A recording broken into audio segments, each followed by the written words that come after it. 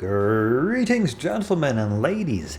Crypto GameSnob here, and in today's video we're taking a look at a game on a video, a game that's been recorded on video, which I'm just going to call Overwhelming Face Burst Damage. Something like that. That's what will be the title of the video. Overwhelming Burst Damage, because this deck that I've been playing has just been executing some crazy burst damage.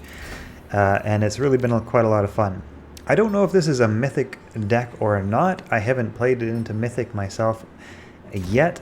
I'm actually just kind of getting back into Gods again after a month or two of break, so I'm a little bit rusty, but I really like this deck. It's my own custom Anubian deck. I really have fun with Anubians. It's almost all Anubians, with the exception of some Demogorgons, because Demogorgons are absolutely the most powerful, broken, great, awesome card in the game, and no deck really goes wrong with them.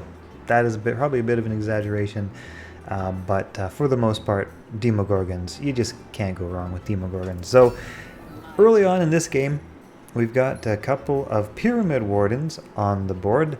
Early on, I like to do a little bit of ramping, because this deck starts to come into fruition kind of around mana 6. Mana 6, mana 5, mana 7. It's got some awesome, powerful cards around that point, as you can see in my hand. Corpse Swallower, which may actually be one of my favorite cards. Every time an enemy dies, you draw a card. It provides so much card draw when it's on the board. Usually you can get 3, 4, 5, 6 cards out of it. It's kind of crazy. And of course, Nubian Death cards often come back to the board, come back to life in one way or another. But here we have my opponent laying down a big ol' hand of Olympian War Death.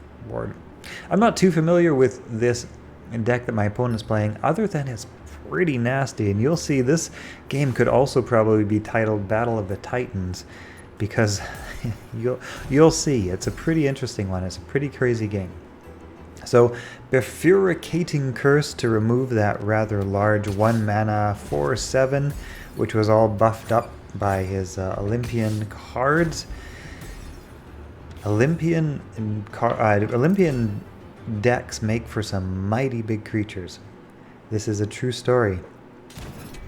And of course that white for guard, probably the most overpowered front line for mana 5 that exists in Gods Unchained. That's my humble opinion. You just have so much damage and protect at 5 mana. It's just always a huge wall stall. But yep, there it is. So I got the Corpse Swallower on the board, and here I'm trying to think about how to get rid of that white fur guard. If I trade my Wardens, I just lose my Wardens. And all I manage is a little bit of chip damage. So I decide just to pass and let him make the move. He ends up getting back a Palatine Guard. I believe they're called Palatine Guards, which is not too bad, not too scary. And in my hand, I'm trying to figure out now how to clear the board. He's got that one warded, and that one which is 5/4, which is out of the range of Nefru. And then we get a 13/13, which definitely takes away my plans for trying to get Nefru on the board to clear things out. 13/13 is definitely too much. That is some crazy early game buffing by 6 mana that he managed to get. So I can tell you what, I spent a lot of time trying to figure out my next move in this game. I could throw out an Empire Reborn on my Corpse Swallower and get a couple of Corpse Swallowers on the board after taking out his white fur guard. That would actually be probably a pretty decent move. So I do end up taking out his white fur guard. I can't actually remember what move I made here. But then, like I say, that Corpse Swallower is a free card draw every time an enemy dies. So I can actually draw 2 cards here and see if a better move doesn't come into hand. So it's pretty tactical. That Corpse Swallower on the board just lets you decide to take out some enemies. Reborn Pharaoh is pretty cool. It means that if I lose a card, I can get it right back into my hand if it's an Anubian. But you know what? A better option did come to hand, as far as I can tell. The Nephilis Guardian, or Nephiris Guardian, I forget how to pronounce her name. One of my favorite cards. I should probably learn the pronunciation. Just a great card, nice big 5/6 wall, and when she dies, she gives another card +1/+1 and protected.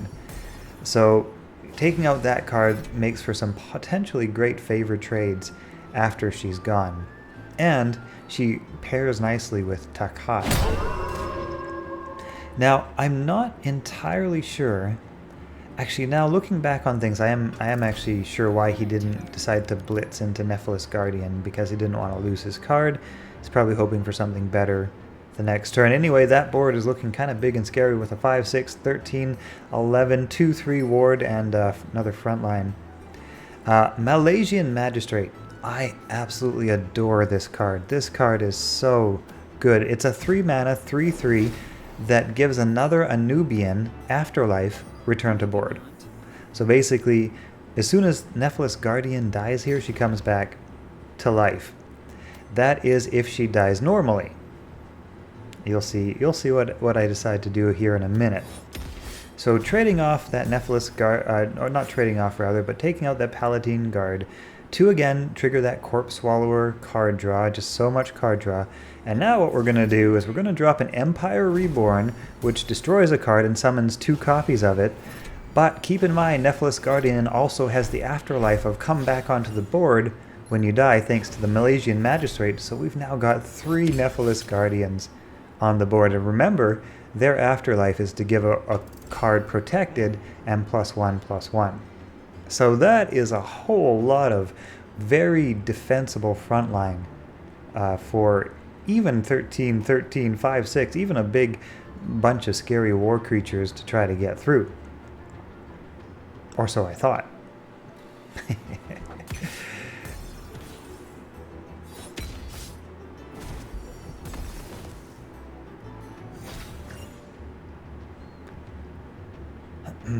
On retrospect, I wonder what the correct order of events was here. What happens first? Does the afterlife trigger before or after what's about to happen next? Because my opponent plays Soul Survivor and basically wipes the board clean. So it does look like first everything dies, and then Nephilis Guardian's afterlife triggers, and it does give that nice 1/1 protect to my last remaining Nephilis Guardian, which did survive thanks to her protected. And she will now be able to clean out that 16/15. I just have to get rid of the front line. Luckily, Death's God Power does that very easily.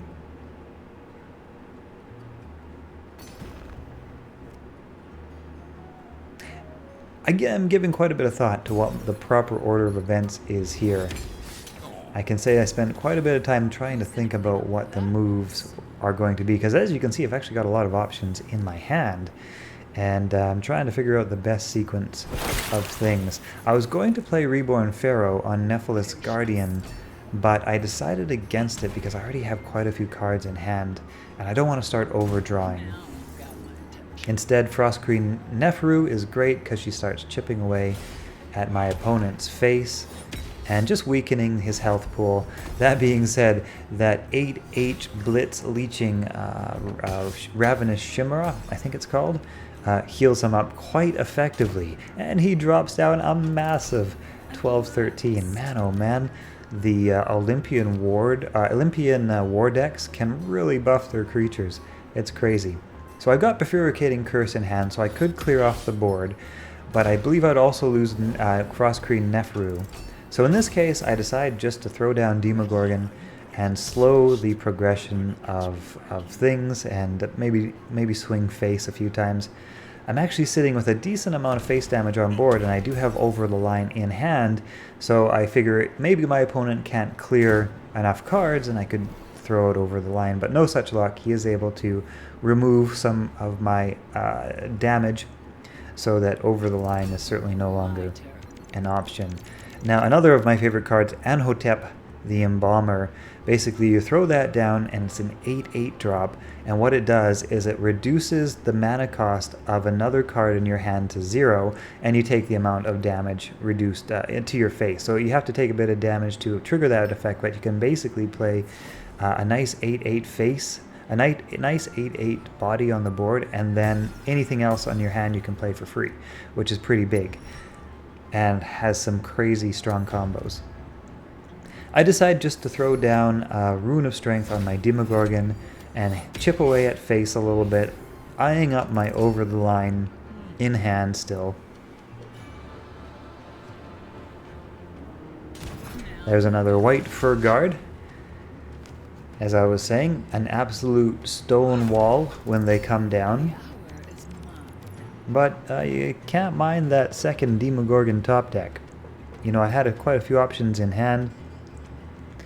I could have potentially dropped down Takhat and leeched or blitzed some creature into white fur guard, but you know what? Double Demogorgon definitely clears the board.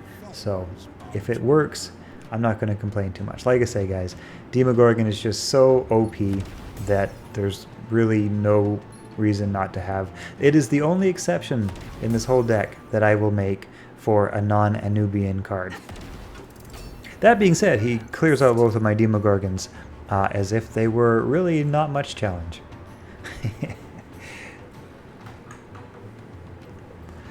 At this point, I decide I just want to get some damage onto the board. So Anotep, the Embalmer, followed up by Takhat, which is reduced to 0.